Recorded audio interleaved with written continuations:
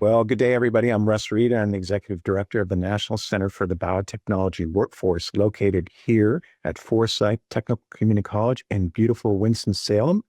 And I'm so happy today. We have a very special guest. But first, I just want to recognize my colleague, Trevor Tufano. Trevor, how you doing? Hey, Russ, I'm doing good. Always a pleasure to be on SciTech. Great. Trevor, thanks for everything you do to help produce SciTech. Really appreciate it. Trevor, I have an old friend today that we're interviewing.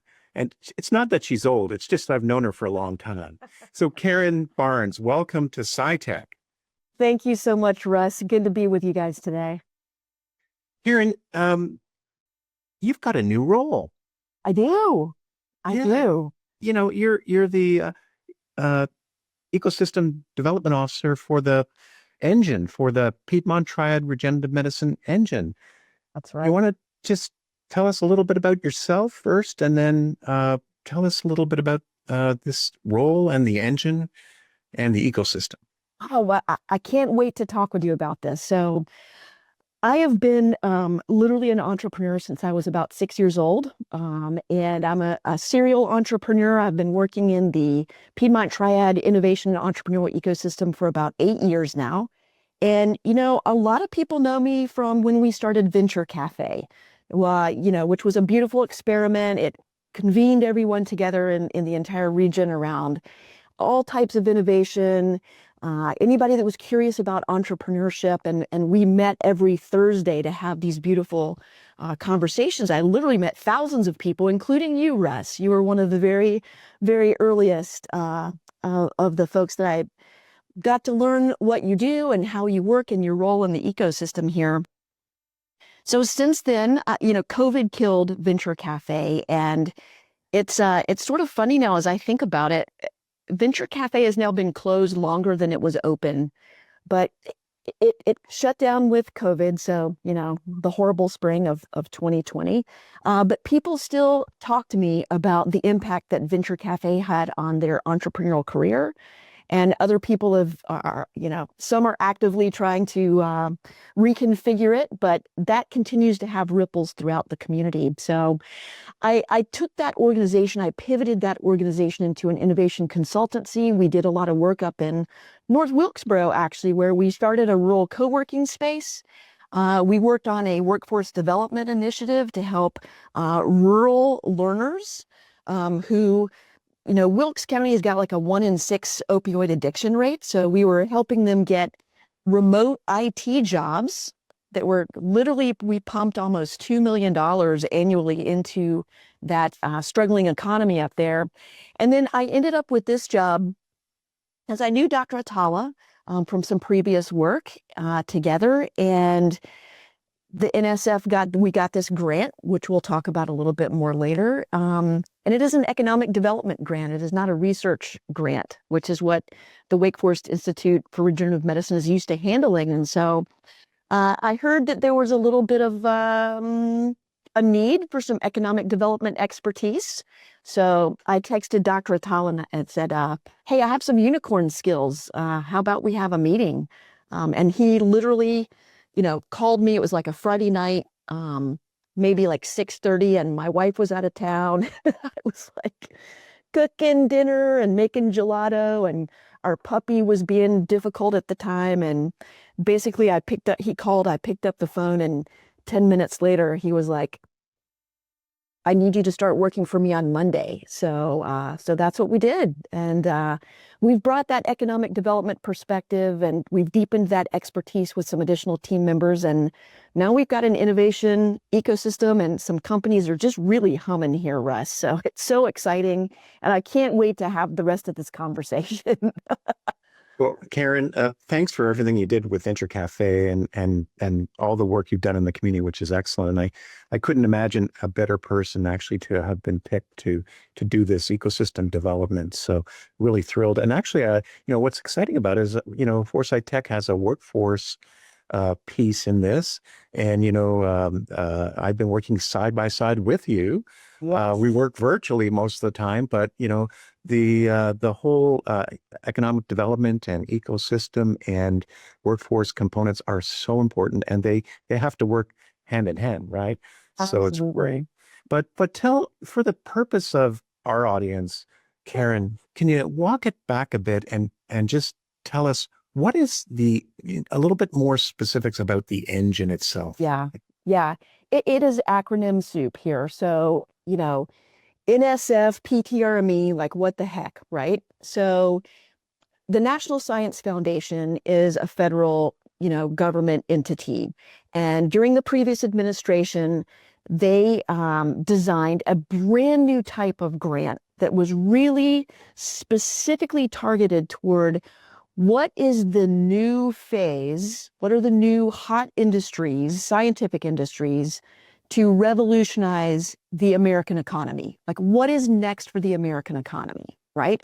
And the federal government said, we are going to use some industrial policy, and we are going to put a lot of money into certain areas, right? So it was a highly competitive, award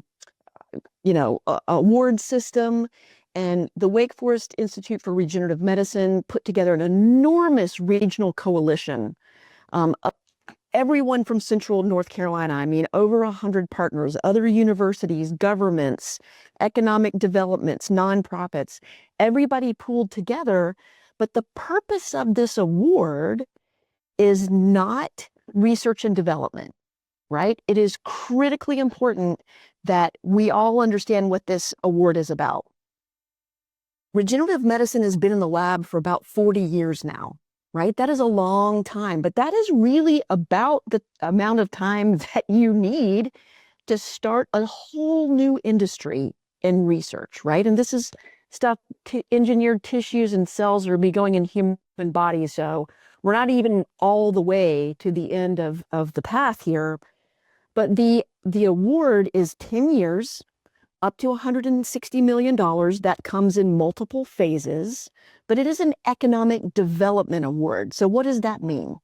That means let's take these transformative technologies that have been in research labs for 40 years and let's embed them in companies. Let's create spin-outs. Let's get all these things through the FDA so we can get patients access to this amazing medicine and therapeutics. And then let's build an economic catalyst around it for our region, right? And our region, just for those of you that aren't from around here, we've been taking economic gut punches for 40 years.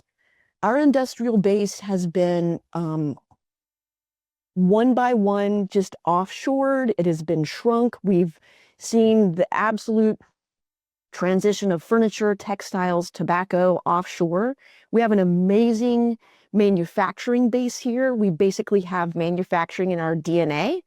And so what we're trying to do with this huge investment from the government, right, in an American Economy 4.0 is manufacture engineered tissues. What does that mean? That sounds sort of scary, but I'm going to give a super brief explanation for what regenerative medicine is, because once I explain it to people, typically I get orders, right? People go, oh, I need fill in the blank.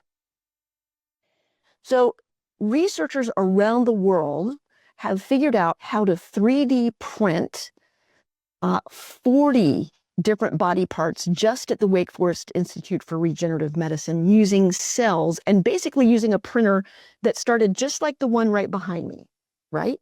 And so instead of just getting an ink, I just got my ink cartridge right the other day, scientists figure out how to embed cells into that ink. So it became bio ink, right?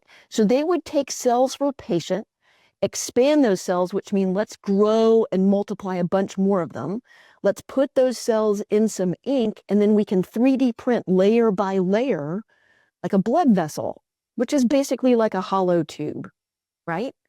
And so also there's a technology using scaffolding, which is, if you think about it as a skeleton. So then you 3D print this ink over this skeleton and you build other things. So it is using cells, often from a patient's own body, so that that tissue will not be rejected by the body. Does that make sense? So often when I tell people what this is, they're like, ooh, I need a new knee. I need a new shoulder. I need a new eyeball. And we can print all those things. We can engineer all those things. We just have to now get that out of the lab. And that's what the engine is trying to accelerate. Karen, I think that's a great explanation. And, I myself, even being a trained biologist, I need to wrap my head around a simple concept, because it's not about what my brain knows. It's about what I need to communicate to people. And I think that was a very effective analogy. So I think Trevor wants to probe the ecosystem question with you a little bit. So I'm going to transfer it over to Trevor. Thanks, Karen. Yeah, absolutely. Yeah. So, Karen, so thank you for telling us more about, the NSF and PTRME.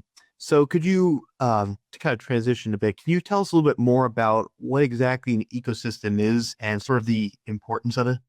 Yeah, absolutely. So, I think we first learn about ecosystems in biology when we're all looking at how soil and water and plants and atmosphere all work together, right? It's sort of a familiar term. But when you start thinking about an ecosystem in business and in communities, it's borrowed, because what do we learn about ecosystems in biology, right? There's synergy, right? Trees speak to each other. The rain goes through cycles. And so when you get an ecosystem together for business, you are combining the expertise of multiple entities. So you will have researchers, you will have investors, you will have government, you will have policymakers, you will have economic developers, you will have people who are training the next generation workforce. You will have curious startup founders and entrepreneurs. That's just the beginning of the ecosystem, right? Those are some of the key components. And the beautiful thing about an ecosystem, it's not a hierarchy, right? Nobody is the puppet master of an ecosystem. It is a highly collaborative effort. It is, ecosystems are defined by the quality of the interactions, right? So even though my title says Ecosystem Development Officer, okay, I'm not, orchestrating the ecosystem like this. I am actually taking the pulse of the ecosystem through conversations and through surveys and through learning from other place-based ecosystems, what the needs are specifically here for our companies. And then I am leveraging and connecting all of these partners to then go make that happen and to achieve the results that we're looking for, which is getting technologies out of labs, company formation, creating jobs, creating economic impact here. And so the ecosystem is the environment in which we are operating, but it is not centralized. It is absolutely decentralized, right? Does that make sense? It's a conspiracy of equals, right? We are all conspiring to do the same thing because we have shared goals, and we each bring a little bit of expertise to the conversation. And what's beautiful about it here in Central North Carolina, and I've been part of this ecosystem now for 8 years, and I see this every single day. People come to the table and they put their egos aside. This is not about me and my organization. This is about what can we collectively do to help these companies. I have just gotten off of 2 or 3 days of a conference earlier this week where we saw that in action. I had a company here from Europe last week who was thinking about selecting North Carolina for their first North American office. And the whole community comes together, right? That is what we do here. That is not the case in some other places. And so we, I believe, have one of the most, cooperative, collaborative, powerful, streamlined ecosystems, if not just in North Carolina, I would say definitely in the Southeast. Yeah, that's great. Thank you for, explaining more about what ecosystems are, Karen, and kind of talking a little bit more about the role that they serve. It's great. So kind of tying things back to PTRME, what is the current status of the PTRME ecosystem with respect to companies? Yeah, so I spend all my time as someone who's not a scientist, right? I get to spend all my time with these companies. So like, I'm completely in my happy place with this work. So look, we've got companies that are just starting to think about, am I a company? Is this something that could be a company? What's the demand for this? How do I compete with other products if there are any in the marketplace? How would I start to think about putting a team together? How do I start to validate some of my assumptions? So we've got, sort of 2-cell little startups that are starting in the ecosystem, all the way to companies who have gone public, right? So we have a high concentration of companies who are in a life stage of startups, which is they've got what's called a proof of concept, right? Or a minimum viable product, like a prototype. Hey, we think we have something. We've gotten some good validation here. Our data is good. We're getting some good results back. Or maybe we've actually commercialized a few things, or we're in clinical trials. And now what we need to do is build those companies and grow those companies and scale those companies. The amazing thing about this ecosystem, when I alluded to it just a moment ago, is we are attracting companies from all over the world. Now, why is that? Because WFIRM has served as a magnet for the last several years for this ecosystem. And this ecosystem has been, this is not a brand new thing. We have been investing in and building this ecosystem for a decade now, right? And so we understand what the needs are. We've been slowly filling in those gaps. But in the past several months since I've been in this work, I've worked with companies who are here or want to be here from Sweden, Finland, Luxembourg, Austria, South Korea, Japan, like Spain. It is not unusual for us to be hosting and having those conversations. And in addition, we've got beautiful homegrown companies here. So I get to spend my days talking with these founders.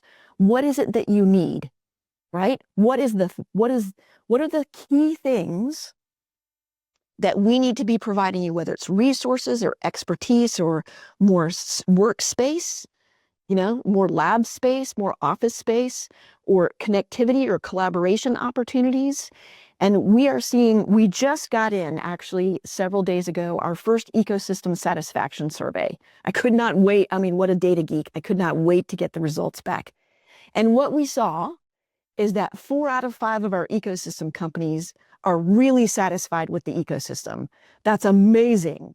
But there are some clear things that we can be doing to eke that up and further accelerate some of these companies and some of these technologies. And when we accelerate companies, 2 things happen, Trevor, right? Treatments get to patients faster. That's huge. And companies get to hire more people. Also huge. So accelerating companies to what I call build, grow, and scale is what we have to be and what is absolutely our imperative with the engine. So we've got sort of a mass of these companies. We've got 14 companies in the ecosystem right now that I'm aware of who are actively raising money. Now, why is that important? Because it takes a lot of money to do anything in the life sciences. It is slow, it is expensive, and it is risky. Startups by themselves are risky. Everybody has probably heard 7 or 8 out of 10 startups don't make it. That is unfortunately true. And then you sort of add on a layer of life sciences, biotech startups, where another 8 out of 9 fail. And all of a sudden you're like, why did we decide to do this? This is really, sort of miraculous that this happens at all, right? But we are building this ecosystem to help de-risk those companies and help develop these technologies and invest in all the right things so that we can get more out the door. So if anybody's got a spare like 125, 150 million, please email me, because I have got some amazing companies that we can put this to immediate use in. That's all I need, Trevor, about 150 million. Yeah, that's excellent. Thank you so much for telling us more about that, Karen. So the last question that I have for you, and kind of continuing on the topic of PTRME. Could you tell us some more about the need to grow companies in the PTRME? Yeah.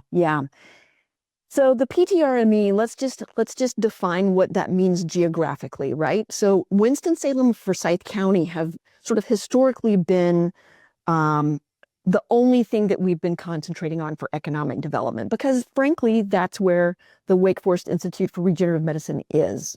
And a lot of the companies want very close proximity to the scientists and the researchers. But under the NSF award, we are actually working within 16 counties, right? So this is now more of a regional play. And that's one of the places where Forsyth Tech and Russ have been instrumental. Is we have got a labor shed, right, Russ, where we want to be pulling people in, not only to Forsyth County, but Guilford County and Wilkes County and some of the other Yadkin County, Stokes County. So how do we work with companies to locate their offices there or their manufacturing facilities there? Because guess what? Winston-Salem is not always the best answer, right? If somebody wants to come here and build a big factory, honestly, Forsyth County doesn't have a ton of options left because it's very dense.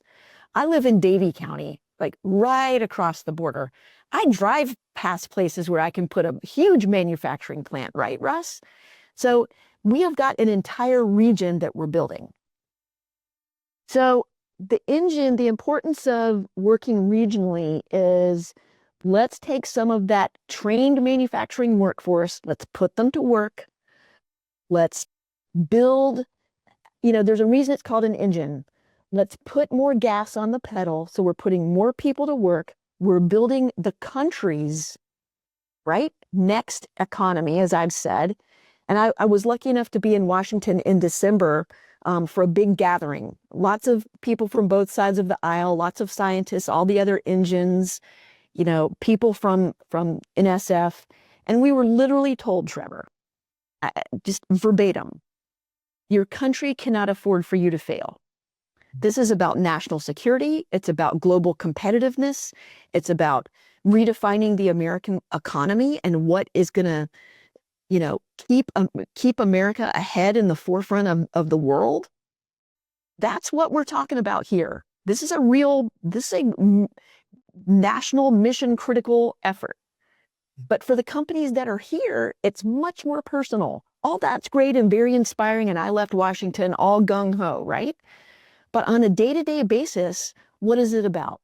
It is about that kid at Forsyth Tech that graduated high school and is now enrolled in, technician training and is getting trained on bioprinters and is using virtual reality to be trained on state-of-the-art equipment and putting them in a job where you're now making biologics, you're now making therapeutics, you're now learning the day-to-day, highly skilled methods of this technology that's going to propel our region forward and our country forward for the next, generations to come. That's what it's really about. And it's about amazing startup founders that have vision and embrace the risk, right? There is not a regenerative medicine industry. There's no precedence here, right?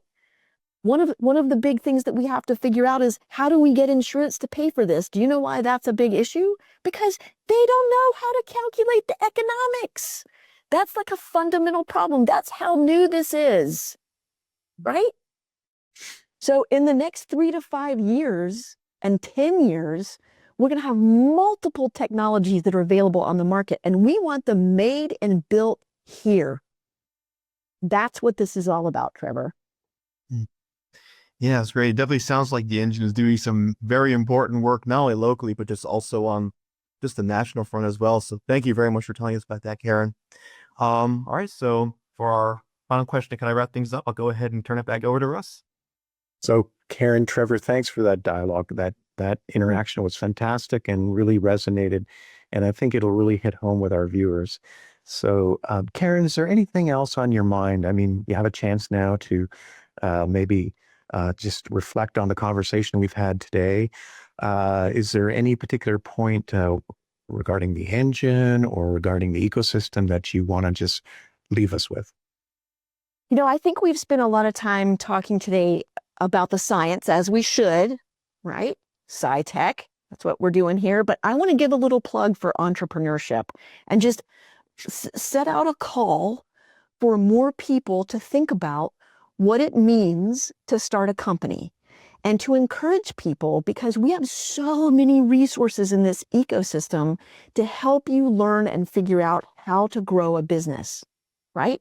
We have technologies that are waiting to be licensed. We have spin-out companies that need CEOs and CFOs and technicians and sales and marketing people and bookkeepers. Like, all those are real jobs. You do not have to be a scientist in order to benefit from the work that we're doing.